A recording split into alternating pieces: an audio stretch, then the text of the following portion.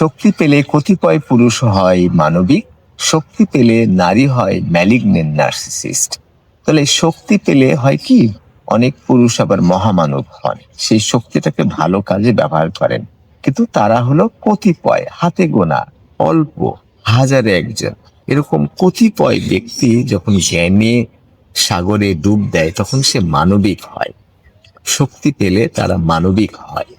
কিন্তু নারী শক্তি পেলে দেখা যায় যে সে তো নার্সিসিস্ট ছিল, এখন সে ম্যালিগনেন্ট নার্সিসিস্ট হয়ে গেছে। তাহলে নার্সিসিস্ট মানে নিজেকে ভালোবাসা, সাজগোজ, নিজেকেই ভালোবাসা, নিজেকে নিয়ে অন্ধ ভাবা, নিজেকেই বড় করে তুলে ধরা, নিজের দোষ দেখতে না পাওয়া, অন্যদের দোষকে হাজার গুণ বাড়িয়ে তোলা।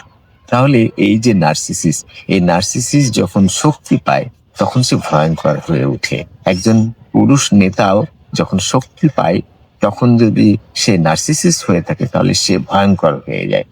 যত বড় নেতা তাদেরকে বেশিরভাগ ক্ষেত্রে ম্যালিগনেন্ট নার্সিসিস্ট ধরা হয়। মুসোলিনি, নেপোলিয়ন বোনাপার্ট, হিটলার, এই যে সাদ্দাম হোসেন, এ ধরনের ব্যক্তিদেরকে ধরা হয়। তাই বলছি, শক্তি পেলে কতিপয় পুরুষ হয় মানবিক, শক্তি পেলে নারী হয় ম্যালিগনেন্ট নার্সিসিস্ট।